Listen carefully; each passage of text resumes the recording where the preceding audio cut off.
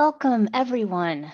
Thank you for joining us to explore new data, new trends, what you need to know about employee engagement in 2023. My name is Elizabeth Williams, and I am the principal in Raymond's HR Outsource Solutions Group, working with our clients. And joining me on today's panel is Cheryl Cooch, one of our senior HR consultants on my team.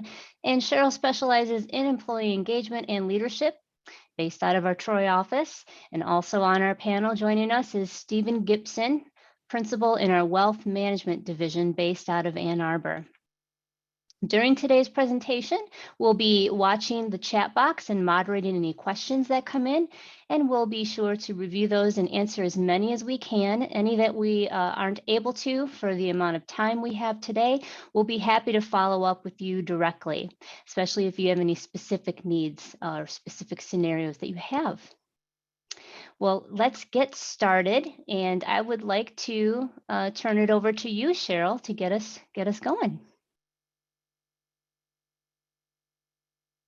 Excellent. Thank you very much, Elizabeth. And I am so excited to be here today. So thanks for the opportunity, and a special thank you and congratulations maybe in order for everybody on this call, because if you're on this call, that tells me that you're either interested in, excited about, committed to maybe making your work world an even better place for the folks around you. And when you do that, you make the world a better place. So thank you for committing to making the world better today. I bet you didn't think that's what you were signing up for, did you? But it does.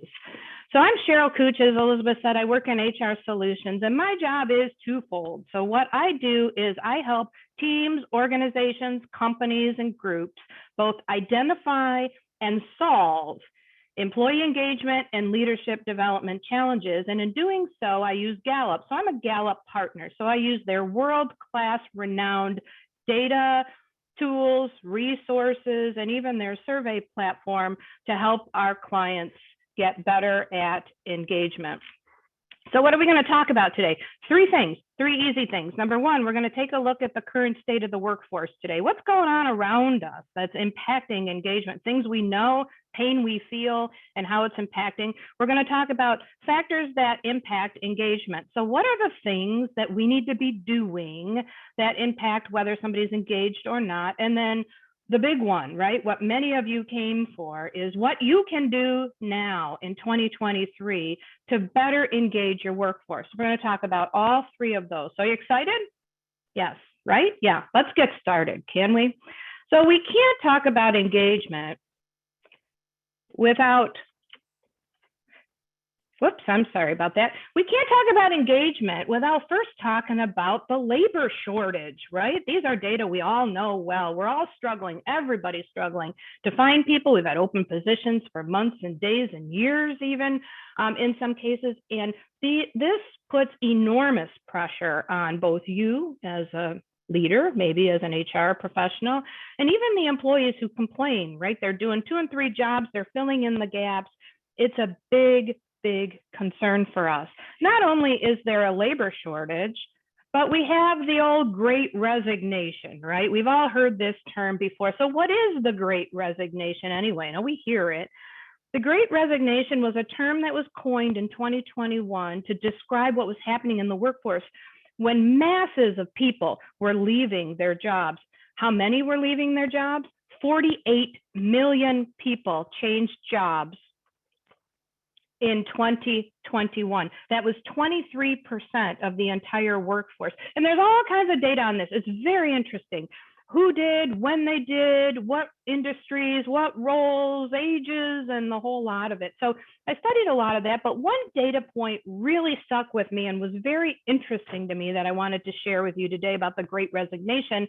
And that was that 50% of those folks who left the job, of the 48 million, went to an entirely different career, an entirely different job. So as we're struggling to find people, it might be because we're looking in the usual places, right? They didn't go where we thought they were going to go. So here's a few pieces of data for you.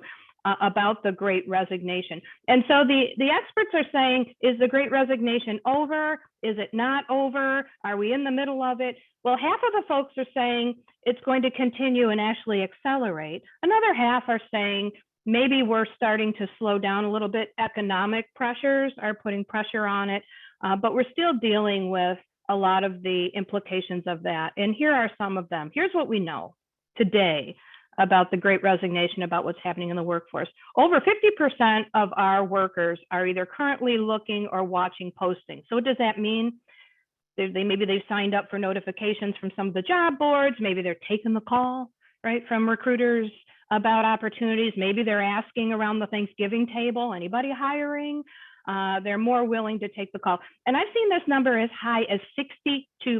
So at least 50%, maybe 60 or 62%. We also know that about 20% of the workforce are being actively recruited right now. What does that mean? They're in the process, right? They're taking interviews, they're in the interview process, maybe they're submitting applications, maybe they're even in an offer stage, 20%. We also know that 28% of folks would actually quit their job without having a new one. 38% have done this since 2021, and about 40% of the workforce are at least somewhat likely to leave their job in the next 3 to 6 months. So all of this is very stressful on you, isn't it? All of this worry about whether you're going to lose people, whether you're not going to lose it, are we going to be part of the Great Resignation? But we can look at the Great Resignation in a very positive light too, couldn't we? Because are there winners in the Great Resignation, or are all organizations losers? Well, the winners are where they're going, right? Employees are leaving something and they're going towards something else. And the something else that they're going towards is better culture, better engaged organizations. And some of you on this call might actually be winners in the Great Resignation, but it's not all bad. You look at this and you say, don't throw your hands up, don't. Throw your hands up and say, there's nothing we can do about this, because there is. Because the good news is that 75% of turnover is preventable, and 69% of people would actually consider staying in the job if something changed. But the problem is we see these data and we take action, but I think we might be taking action in the wrong direction. And that leads me to what I like to call the great disconnect. The great disconnect is, are we as employers actually perpetuating the Great Resignation by focusing on things that aren't retaining people, but rather are helping move people out of our organization? Do we really know what employees are leaving for? Do we really know what they're running towards? So McKinsey knows, because they've recently done some surveys in this area. And here's what McKinsey found: that they surveyed employers and asked them, well, why is it that people are leaving your organization? And here's what the employer said. They said, these are the key reasons. Now, you may be thinking the same thing about your organization, and this might be true, and these things are very important. So organizations said compensation, balance, and mental and physical health are very important. And those are the reasons people are leaving. And when you believe that, what you do is you put all your resources right towards compensation, you give extra raises and so forth and so on. But the disconnect happens when we take a look at what the real reasons are people are leaving. And so what McKinsey found is they weren't leaving because of compensation and balance. They instead were leaving mostly for the feeling of value, the relationship with their manager, and a sense of belonging. That's where the great disconnect is. And it becomes a pretty big business problem, doesn't it? Because as people leave, we know the cost of replacing people, and it's great, up to 2 times their salary. I would even say in today's market, it's probably even more than that.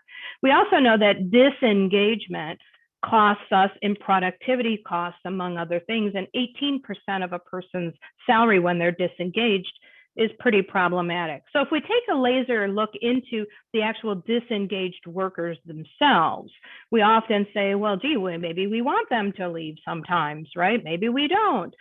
Well, here's some data for you that it costs about $9,000 a year to focus on the retention of a disengaged worker, and it costs somewhere between $25,000 and $100,000 a year to replace your disengaged worker. And so you might be thinking to yourself, wow, that's a lot of money. This is really expensive, isn't it, to help keep the disengaged worker? Well, it's actually more cost effective, isn't it? It's way more, I didn't say easy, I said cost effective, to focus on engaging our disengaged workers versus simply replacing our disengaged workers. But it doesn't stop there, you see, because disengagement affects more metrics than just what it costs to replace them. Gallup knows, and they've done the data and the surveys on this, that when engagement is high, so are these very important business metrics that affect you greatly. So when we increase engagement, the favor of these metrics goes up. So absenteeism goes down, turnover goes down, customer metrics are more favorable, productivity is more favorable. However, when engagement goes down, so goes the disfavor of these metrics. So we see more absenteeism, turnover, and so forth. And these are all very important to you, I'm sure. So you could also look at these data or these metrics here and say, gee, Cheryl, you know what? I have trouble with turnover, or our productivity has been down, or we're having some safety, a higher percentage of safety incidents. Well, that could be a sign, right? That could also be a sign that some work in your employee engagement area can help some of these metrics along. So what did we just learn through the looking at the data? That the key to winning at the Great Resignation is to focus on employee engagement. Why? Because if you focus on employee engagement, people want to stay. If you focus on employee engagement, people want to run to you, to your environment. It also differentiates you in a market where you can't control a lot of things going around you. You know, we can't control the market conditions and so forth and so on. One thing you can control and is in your direct control, everybody on this call, by the way, doesn't matter your role, is employee engagement. It differentiates your culture from the rest of the folks. And I want the people running towards you versus running away from you. So what is employee engagement? You might be wondering. You keep using the term, Cheryl. You have not yet defined it. So here's the definition. So what is employee engagement? Well, it's not satisfaction and it's not happiness, although engaged employees, I think, are satisfied and happy. Employee engagement is a state of mind, right? It's a way we think. It's a way we feel about our organization. It's a feeling of passion, commitment, in the zone, I like to call it. Engaged employees are often working and sometimes don't realize they're working, right? They do put time and effort and extra effort into their work as well. They're more likely to put in extra time, extra effort, share their discretionary effort. So that's our engaged employer, our superstars, oftentimes the ones we love and the ones we want to keep for sure. But not everybody is considered engaged, are they? We wish they were, but nobody's got 100% engaged employees. Matter of fact, all of our organizations, you two, have employees in each one of these categories. And by the way, all of us on the call fall into one of these categories as well. So we might be an engaged employee, just described, passionate, connected, performer, and so forth, but not all are. Some folks are considered not engaged. We call them quiet quitters now. You've heard that term, right? It's been swirling around. These are the folks that are coming in, they might be putting in their time, but not the energy, not the passion, maybe not the commitment, and certainly not the discretionary effort that our engaged folks are. And then we've got the actively disengaged folks. I like to call these folks, if you've worked with me before, you know, sometimes I like to call them the grumpies. These are the grumpy folks. They are disengaged and they spend their days acting out their disengagement. Sometimes they do that in a very loud and verbal way, like complaining, being negative. I see it a lot with nonverbal sighs and the like, especially when we're giving them some work assignments and so forth. They might even undermine engaged employees, and oftentimes they permeate, right, the rest of the team. So we have to pay close attention to our disengaged employees. So all of us have employees in each one of these categories. So I'm going to give you just a second to think about your team, your company, your group that you work on. And if you want to write it down, I'm not asking you to share it, but if you'd like to write it down just for your own memory, I want you to write down what percentage of folks on your team or in your company would you think are considered engaged, what percentage are not engaged, and what percentage are actively disengaged. I'll give you just a second to do that. Take a quick drink of coffee while you think about that. I want you to write it down or think about it in your mind. 1 second.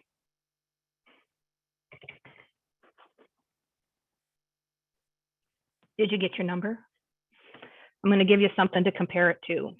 So according to Gallup, on average, 32% of the workforce right now is considered engaged. 52% of the workforce is considered not engaged, and 16% is considered actively disengaged. Were your numbers close to that? Were they higher than that?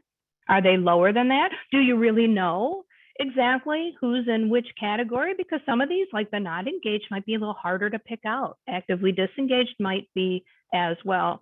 So I look at these data and I see them daily, weekly and daily in the work that I do. And every time I see them, even right now, it's very worrisome to me. And maybe it's very worrisome to you too. So look at these data and say, gee, Cheryl, 70% about of the workforce is not engaged. Think of the business impact to this. If 70% of the folks aren't engaged, think about, remember a couple slides ago, all those business metrics going up and down. Imagine the impact on the business metrics. Imagine the impact just on the feeling of the teams. It has me very worried with only 30%.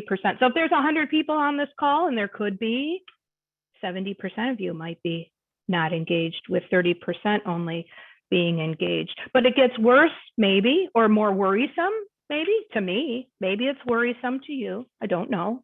Only you would know that. That employee engagement has actually been trending downward as well. And this has me worried a little bit. So it reached a high in about June 2020, right in the middle of the pandemic, the height of the pandemic, maybe we can say. And I think it hit right around 38, 39% then. Doesn't represent it specifically on this chart. So what you're seeing on this chart, the top line green is the percentage of engaged employees, that first category. The blue line, or the bottom line, is the percentage of actively disengaged employees, the one to the far right on the graphic we just said. So it's been trending downward pretty steadily since June 2020, and we're at 32% now, which we haven't seen in many, many years, nearly a decade. But it doesn't have to be that way, does it? Do we have to live with it like that? Do we have to just sit back and go, well, nothing I can do, Cheryl, you know, it's just trending downwards the way it's going? That's not true at all. We can change it. Matter of fact, I work with some organizations who are indeed sort of rowing against the current on this and are increasing their engagement, even with all of the situations that I just described. So engagement is trending downward, and it's something you need to know. So why, you might be wondering, is engagement trending downward? Well, the reason it's trending downward is for four main reasons. Number one, we're not meeting the employees' needs that they have. We're going to talk about that in a minute. Two, we already know this one. Workers are feeling underappreciated and undervalued. That was in the Great Disconnect back a few. Number three, recruiters on the call. Anybody who does recruitment or hiring or even onboarding or orientation. Company cultures are failing to meet on the promises. People are taking the new jobs, great resignation, right? They're moving on to other jobs. And 40% of them are saying, I regret it. It's not what you told me it was going to be. Remember, they're running away from their manager, they're running away from value, and they're running away from opportunities to feel belonging and part of the organization. And if recruiters are saying, yeah, but we got all those things over here, and I get there, and they're not, that's creating some engagement problems. And then number four, the one close to my heart, is limited perception of growth. I don't see a future here in this organization. I don't see it. You're not paying any attention to my growth needs, my development needs, my career aspirations maybe, or I'm not connected with the mission. I just don't feel like I belong here. I don't see a future here. Four main reasons why people are becoming more disengaged right now. So let's dig in, can we, to the first bullet just briefly. There's a lot here. I'm going to go very quickly through this. So what exactly are the needs? So this helps answer the question, what do I need to do to better engage my team? What am I doing or what am I not doing? So number one, first and foremost across the top, people need good direction. They need to know what they're supposed to do. They have to have everything they need to do it and get lots of communication. I know everybody on this call is saying, I'm already good at that, Cheryl. Every leader I talk to says, I'm really good at that. And I would tell you, maybe, but Gallup says about 50% of people aren't exactly clear on what they're supposed to do. So if Gallup says 50%, but everybody I talk to says I'm good at that, maybe there's a little bit of a disconnect, number one. Number two, the one I spend the majority of my time on, Manager support. To what degree is the manager connected to the employee? Does the employee feel like they're an important part? The manager knows them as a person, not just as a number. They build a good relationship with them. They focus on they care about them as a person. They care about their growth and their career and what's important to them, and acknowledge when they do a good job. Only about 30 or 40% of people say that their work is regularly acknowledged. So we have a gap there. Number 3, people have to feel like they're part of a team. They belong in the larger organization. Do I feel like I'm connected here? Am I a valuable part, not just with my manager, but of the greater team? Do I feel valuable? Are you asking for my opinion? And do I have the opportunity to grow? Am I getting feedback? If we're good at all these, we'll have high levels of engagement. If we have gaps, that's where we start to dip down. So what do you need to do now to impact these in 2023? 3 things. This is what the good and highly engaged organizations do. That was one question I think that came in.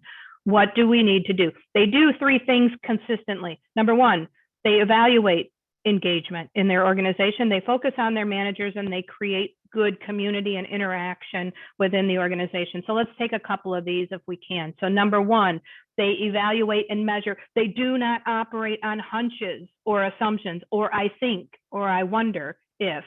They laser focus in on specifically which one of those needs, you just saw them, which one of those needs our attention, and they take action on that. And as a result, they see increases in engagement. So how do you evaluate and measure? There's a variety of ways you can do this. I usually take a full approach to this. Some organizations might choose to do and conduct an engagement survey. And that's one way to quickly get to exactly what is needed. Other organizations might take a look at business metrics like I just asked you to. Are they up? Are they down? What about stay interviews or exit interview data? Is that telling you something? What about performance data? You know, if you're collecting any performance-oriented data or performance review information, are there any trends here? So we take a holistic picture to see exactly what's going on and what's not going on. If you decide to embark on measurements, especially if you decide to do an engagement survey, what I would tell you is it's always 100% of the time that I work with surveys, the data are surprising. There's always something in the data where people go, oh, I never thought it would be high over here or low over here. Gives a great baseline, and you get a nice big picture of your organization, and you get to see if there's any variations. Do we have high levels of engagement over here and low over here? And we can take some best practices right there from our own organization. So there's incredible value in measuring and conducting surveys in particular. Number 2, good organizations focus on their managers.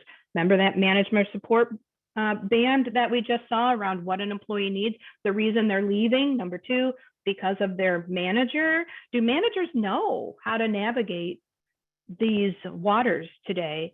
Have you trained them? Do they have the support they need? I would tell you that Gallup would say only about 10% of people have the natural ability to connect like that in a leadership role, only 10%.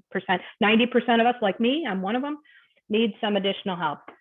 Good organizations and highly engaged focus on the needs of the managers. Why? Because the managers influence engagement more than any other factor. They hold 70% of an employee's engagement in their hands by what they do or don't do, their interaction. If they don't interact, low engagement. Interact, potentially high engagement. And an employee is 59% more likely to be engaged if their manager is engaged.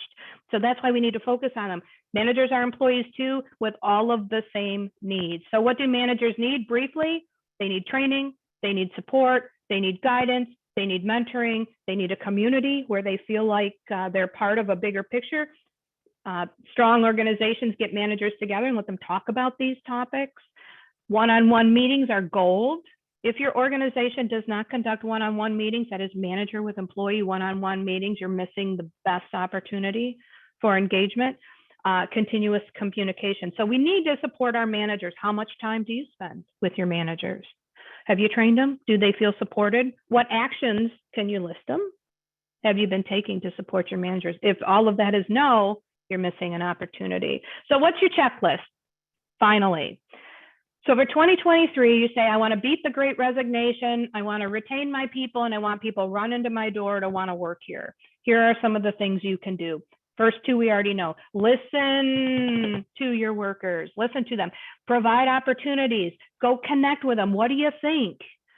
Get them involved, have breakfast with the president, donuts with the vice president, regular events, chili cook-offs and so forth. Connect daily. You want to increase engagement right away, immediately. Managers, any managers on here, connect daily with each one of your people individually. Don't just come in and say, hey, everybody, good day. You make an individual connection with everybody every day, even if they're remote. You could do that, using your technologies. Weekly acknowledgement, one-on-one meetings. Community people are really craving interpersonal connection right now. The degree to which you can create community will increase your engagement. Regular feedback, not just once a year performance review time, and then require development and growth conversations. You want to start right now. I know you're all revved up, right? You're all excited now. You're like, yes, Cheryl, yes. I'm ready to go. I'm putting my plans together right as you're talking. And that's great. So that's what I'm really thinking you're doing, because you want to change the world. So if you want to change the world today, right now, after this call, 12 o'clock, here's a bunch of things you can do. Pick one and do it. Ask somebody on your team about something unrelated to work. How's the weekend going? What's your Thanksgiving plans? Or what'd you do for Thanksgiving? Deliberately greet and acknowledge them. We already talked about that. Acknowledge a contribution of somebody and say, thank you, use their name. Hey, thank you very much for doing that, Cheryl. That was really great work. Say something, ask them about something they're working on. How'd that meeting go? How'd the presentation go? How'd that webinar go you went to today? I'm sure you can ask that question. What'd you think of that webinar? And offer support with words like, how can I help? What can I do? Is there a way? And all of us can do that. If you're not a leader, that is direct reports, we all can engage people. We all have a role in it, and we all can move that trend from going downward to going upward. And if you're excited and you want to get started right away, I encourage you to do so. And if you need some help, we're here to help you. All of us on this call, we're experts in many of these areas. And so if you want to even just talk about, look at how much I love this topic. You can tell. I'd be happy to talk to you about it. We can help you with talking and exploring engagement surveys. If you want to talk about management leadership development or how to support your managers. And we can even take a close look into your HR processes and procedures through an assessment. I would love to have a conversation with any of you. If you have questions, I know we're at the time now, but I'm very excited for you, and I encourage you to go out and get started right away engaging people, because everybody, the world benefits when we do that. So thank you very much for joining us. Elizabeth? Thank you, Cheryl. We can just feel your passion, and there's so many good tidbits that you gave there. So thank you for bringing that to the table for us here. And I'd like to take that and piggyback and talk about recruitment and the employee experience with you. And there's 3 areas that I would like to talk about. How to create a welcoming candidate experience, because engagement starts with hello, the very first connection that you have with a candidate that you're exploring to be part of your team. I also want to give some examples of how you can paint a picture of your employer brand for your candidates. And also it does reflect and positively boost up your employees as well, so they have that pride of working there. I love the slogans that companies have for whatever company that you work at. For Raymond, we are Raymond proud. So that's a little tidbit there to go ahead and steal it. Whatever your company is, your company name, proud. Things like that internally go a long way to reinforce that brand and that pride in the brand. And then also I want to talk about onboarding and retention. Now, for the HR folks on the call today, this is your world. This is where you operate. How can we, what are some ideas that we can pump it up a little bit for you to give you to refresh, right? So let's talk about that concierge experience. It is I look at it as a white glove experience, whether you are the one who are making the phone calls to schedule interviews with candidates, or whether you have a recruiter that you have do that on your behalf. It starts with that, to give them that welcoming approach of, I am so glad that you are taking the time to talk to us, because we are excited to talk to you. The times have changed. Employees or candidates who feel like, I'm not quite sure, I'm kind of tepid about how I felt talking to that recruiter or that during that interview with that manager. If your managers aren't trained up to give that more welcoming approach, candidates they have other options. They can look elsewhere. And as Cheryl said earlier, you really have to put your money where your mouth is when you say, this is our culture, this is what we can do, this is what we offer, this is what we believe in, these are our values. Make sure that you can actually follow through and back up on that. So that way that promise isn't broken. Sharing those company values and what you offer is very important. When I'm doing recruiting for a client, I ask about their culture. We do visits to the site to get to know them and really immerse into what it's like to work there. Also, I want to know, what are the benefits? What can I tout to the candidates about how these are key differentiators? I don't just ask questions about their job skills and just rush through it. How can I find that right fit? You can be doing those same things, asking those compelling questions in your interview process, because you're assessing them, they're assessing you, and they want to know, what is it like to work here? Having a one or two visits and walking around and maybe getting a tour of the facility is very helpful, but it's not enough to really say, what would it be like to work here? And so you can vet that out in the interview process, and benchmarking the compensation. Candidates have been, how can I say, they know that because of the Great Resignation, they have had the upper hand. And so with that upper hand comes a higher demand for compensation. And you may be wondering, well, is that even accurate? Doing a benchmark compensation on your workforce for your positions, or even for a group of them that you're recruiting for at that time, I encourage you to take a look and see what is real. Who's more right? The candidate? Are you already appropriately priced for what you're offering? You don't know until you measure that information. We also provide that for our clients to let them know, give them the peace of mind that they are in the right sweet spot, or maybe there's something there that's why you're not retaining the candidates and they are getting better offers. So I really highly encourage you to look at that as well. So let's talk about employer branding. So it's the story that your company can share. Past, present, and most importantly, your vision of the future, because your past doesn't have to define your present and your future. If you're paying attention to your online presence, or is it there presenting itself without you managing it? Glassdoor is one that many employees or candidates go to check out what other employees are saying about that place. What does your Glassdoor say? What presence do you have? What's on your website to say, this is a visual representation of what we do, what we're proud of, things that our employees have to say, things that your customers have to say. Share your employees' stories. And there's two different ways you can do this in this employer branding. And again, this is tied to recruiting, because these are the people checking you out while you're checking them out. I've done projects with companies where we've selected champions, brand champions, employees at the company that maybe their story is they've had a rise of career success, and we want a good representation of the workforce, and that they're willing to go on camera and share a story. And it doesn't have to be anything fancy. You don't have to have a huge marketing budget. The quality of a cell phone these days is phenomenal. What can they share? Asking them a couple questions, about their employee experience that they're proud of. What are you most proud of about working here? And I don't know about you, but for me, you get me talking about HR, I will talk HR, I'll talk your ear off, because I'm super passionate about why it's so important for us to support businesses with their HR initiatives.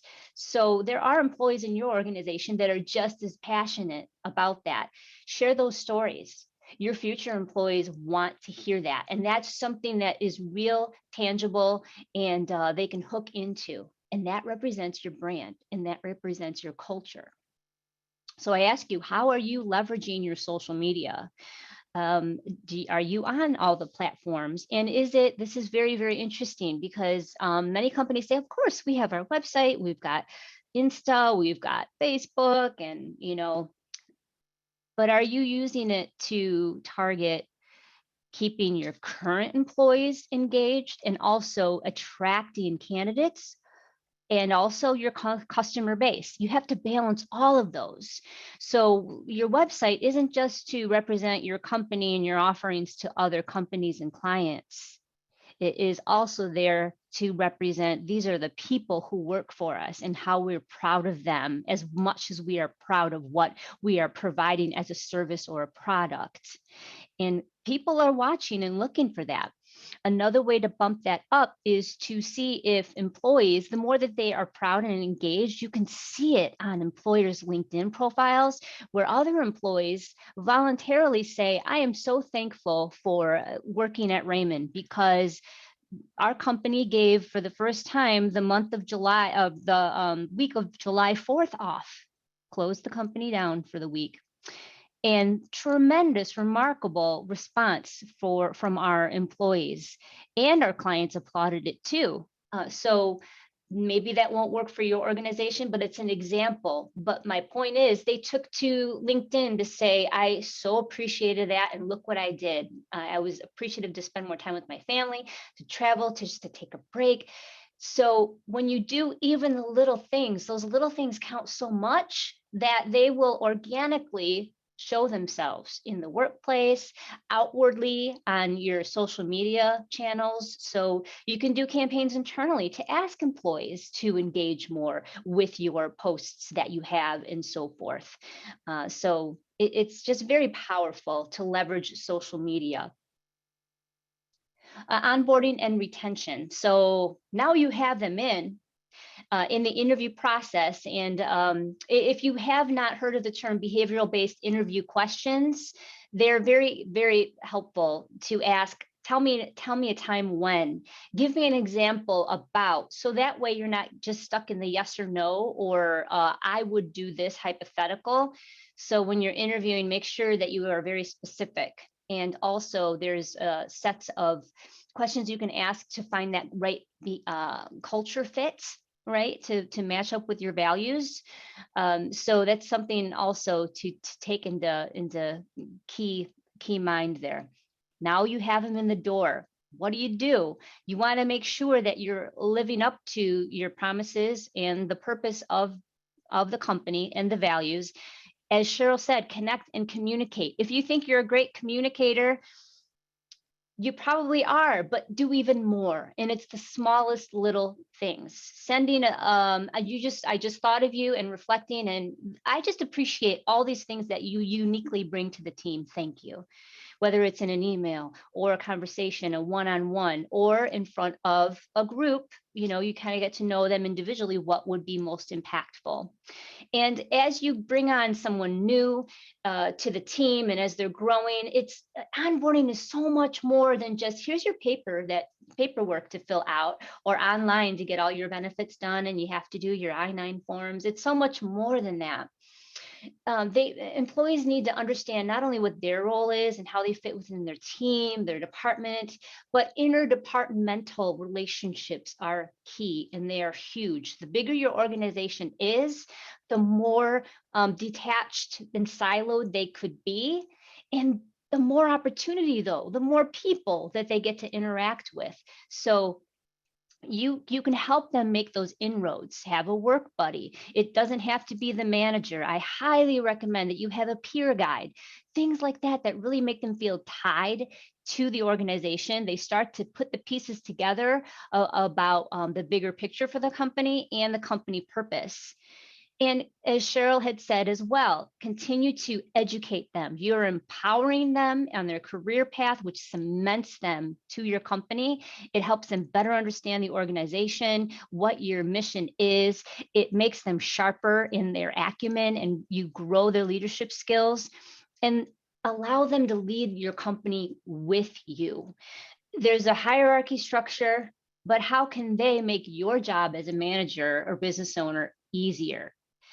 Help them, give them that leadership ability through training, through shadowing, through a mentorship, you name it. But get them more involved, not just in their cubicle or their office. Encourage and embrace their feedback. That's why employment engagement surveys are so critical. And don't be afraid of the feedback. Be transparent. It's maybe it may feel very uncomfortable to get that wave of, oh, we could be doing better. 32%. Wow. Some of our clients have, as Cheryl said, 60 or 70% engagement. That's top, best in class when it comes to measurement. So don't be afraid to take that feedback and own it and see what you can do to improve upon it. Leverage their creative ideas and solutions. Sometimes that comes out of the focus groups from engagement surveys. But listen, because they're the ones who are in it. They're in the day-to-day, and take those ideas, even if they're not what you would exactly implement. What's so great about it is the collaboration that you can build, instead of saying, oh, that's a great idea, but that's a great idea. And here, what about this? And then you kind of add all these other layers to it, and it may look completely different with that idea on the end side of it. But look where it started. If you didn't have that springboard with them saying, hey, this is something that we could really benefit from, or a problem that we need to solve, by the time you work through it as a team, you have the viable solution, but it started with them raising it. So it definitely will help drive your company forward. And lastly, I just want to end my segment with this. People support a world they help create. I stole that from Dale Carnegie himself, the leader on leadership. They want to be invested. They want to be all in. They want to feel a sense of ownership and pride. And how lucky are we that we have employees and colleagues working at our companies that are invested such as that? And you can continue to raise the tide by hopefully you've gotten some good tidbits out of what Cheryl and I so far have shared. And with that, one of the questions that came in was about, well, what are some incentives that we can offer to employees, right? What are some benefits and incentives? So on that note, I'd like to turn it over to Stephen. Sure, and we'll cover that in a couple of slides. We did have another question that came in asking if there's any data on engagement for employees who worked during their respective jobs prior to the pandemic versus that joined during. And I guess the reason why I am bringing that up is because I'm one of the ones. I have been in the industry for 14 years, working on retirement plans.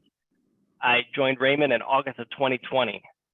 So I put my laptop in the mail, I sent it off, I got a laptop in the mail, and that was my onboarding experience. And I would say that the unique thing about joining during the pandemic was, we have multiple offices, multiple states. I think I connected with more people in that onboarding than I did prior. And I think if I would have came on board prior to the pandemic, I wouldn't have an expansive network of Raymond individuals that I have now, because it was so easy to connect with those people in other offices because you weren't attached to the home office. So I thought that was pretty interesting. Cheryl, I don't know, is there any engagement statistics on that?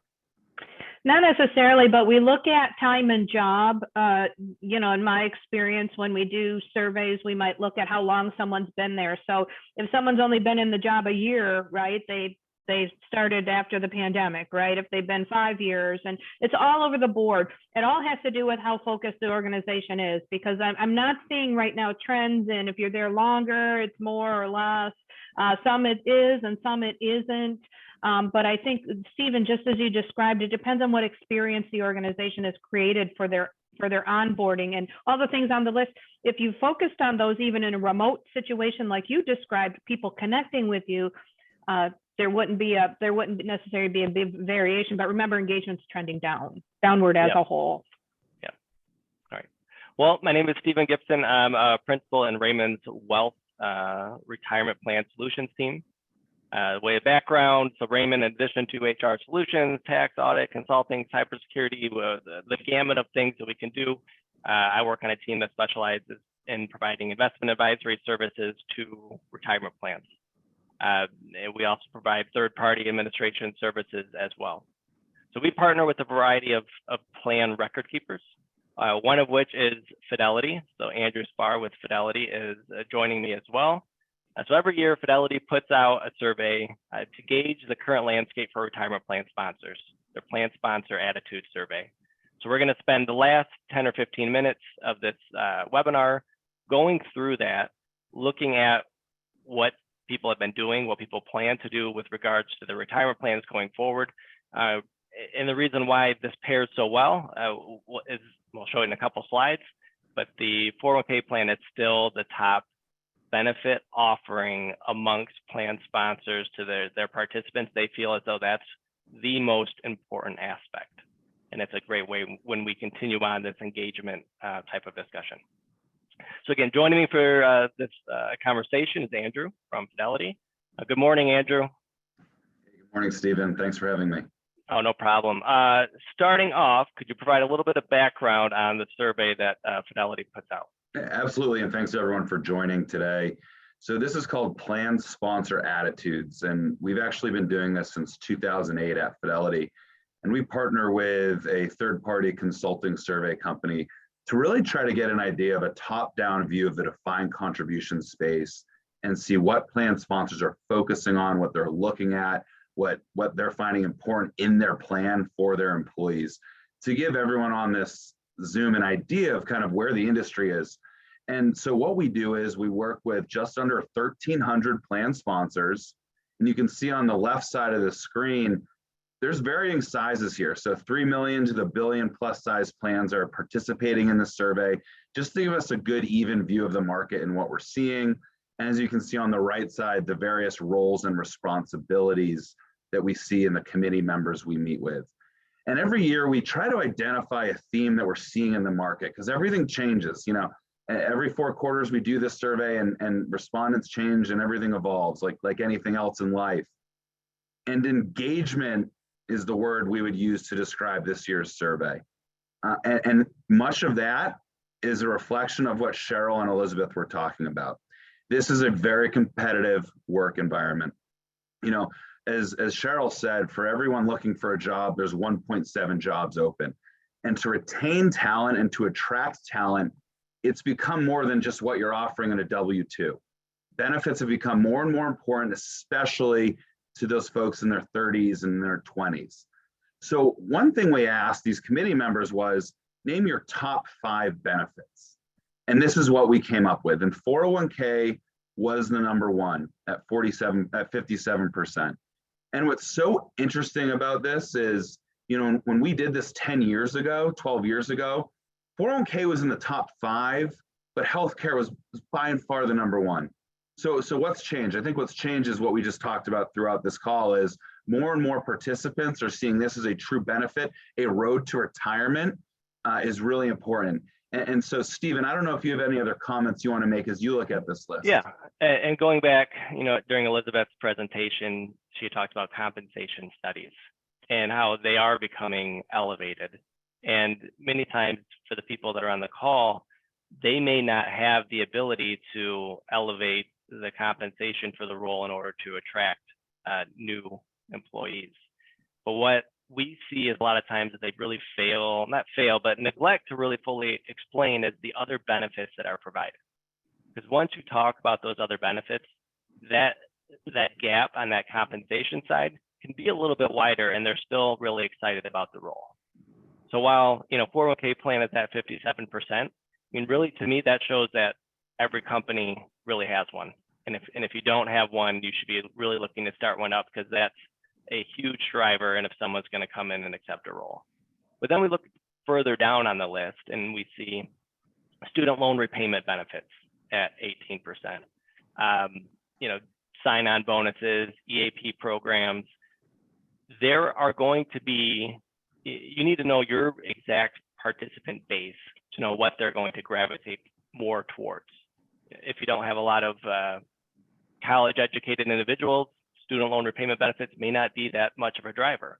However, if you do, that might be a way where you can add some immediate value without having to increase, compensation for a particular role. Absolutely. And yet I can personally say I've been at Fidelity over 10 years. They certainly helped pay off my undergraduate debt, and it kept me there in my 20s, I'll be honest. So, and Fidelity, to your point, Stephen, does a great job for me. When I go onto my home screen, I can click on total compensation, and they really outline all these types of benefits we just looked at, and it can really affect employees' engagement and so forth. Right. And so as we talked about earlier, engagement's up. And what we want to look at here now is what are we focused on? Well, it's retaining talent, it's attracting talent. So what we look at is top goals for a plan, but also top concerns. And they're really two sides of the same coin.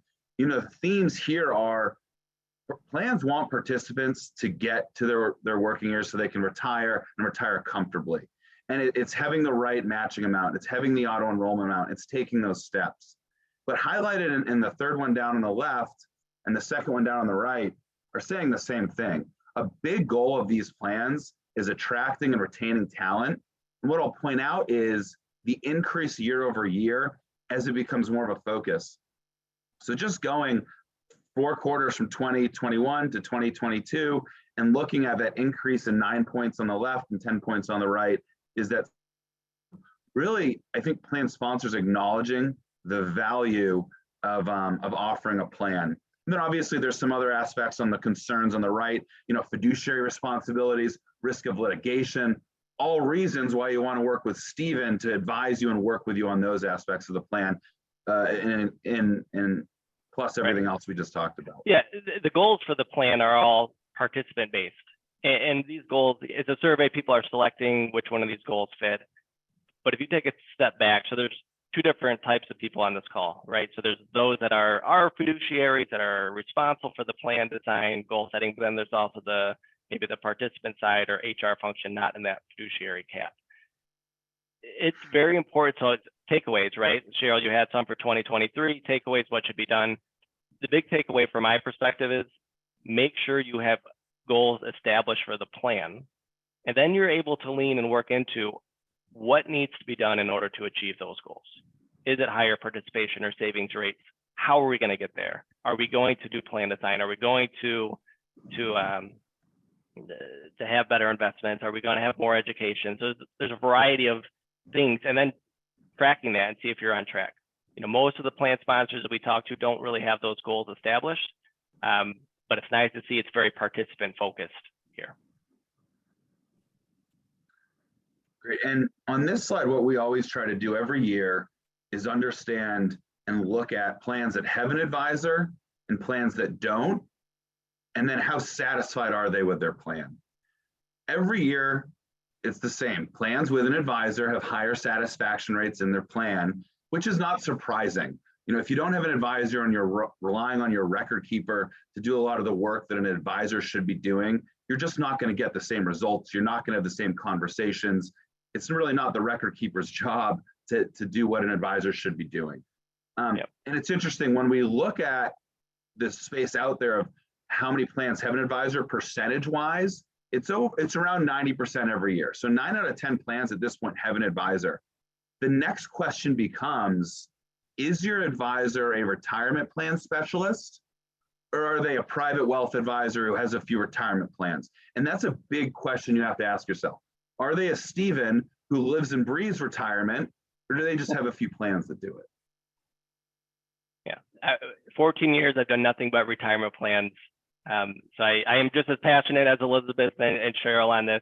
Not many people, go to school to work on retirement plans. Most people in HR don't join HR because they want to be a fiduciary on a retirement plan. And so that's why assistance typically helps.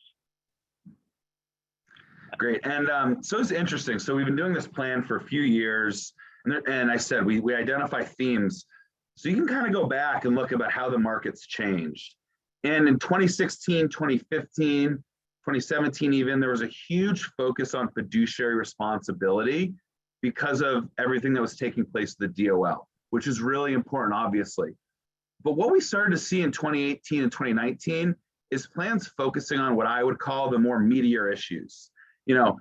of course, you're a fiduciary, you need to focus on all that. But what you also want to do is focus on what the intention of the plan is, and that is to get participants to a comfortable place in retirement.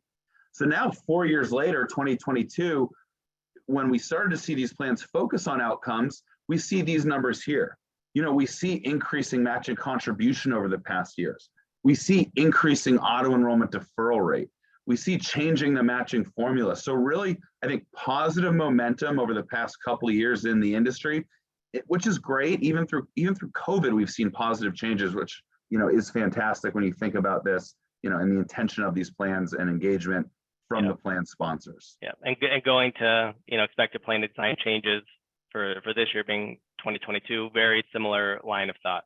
So how can we use this plan to make participants better off? What's not on here is how do we maximize the benefit for highly compensated employees or owners? And that definitely is available out there for those that are willing and interested, but the shift has been, let's leverage it. We need to get participants to build the retirement.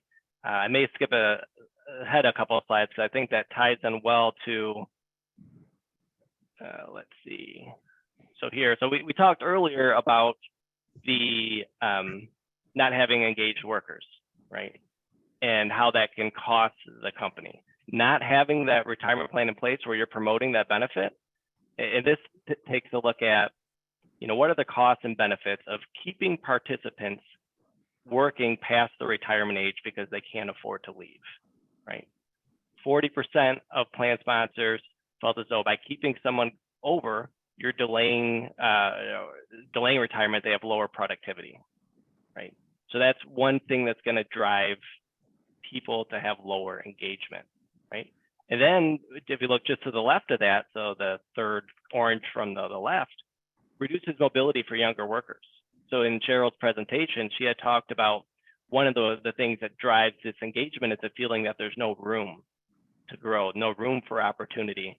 And so the retirement plan is a key or pivotal role to allowing your people that don't want to be there anymore because they've hit retirement age or whatever the case would be, to have enough to leave and provide that opportunity and that increased productivity by having more engaged individuals.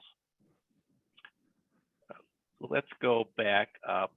Andrew, can you touch on what you're seeing on the education side from Fidelity's end as far as preferences post-COVID? Yeah, obviously, my life's changed in my job with the video aspect. I mean, what we're doing right now is evidence of that. Didn't do a lot of video conferencing before 2020. We would be doing this very meeting in a room full of people. And that's reflected in kind of what the expectation is now from plan sponsors and from participants. So one thing that's really become clear over the past 2 years is that participant communications is very valued from the plan sponsor and working with the advisor and how they communicate with participants. 2 years in a row, it's one of the #1 qualities they look for in an advisor. And you can see on the left is the different ways now kind of after the pandemic, how advisors can engage participants and then kind of what and how they are doing it. And then on the right, what the preferences are from the sponsors. So Stephen, I don't know, how this reflects in kind of what you're seeing from your clients. So I would say there's been a bigger drive to remote meetings, video meetings, live video calls for that one-on-one type of an education session. We've also seen an increased demand for let's record some sessions.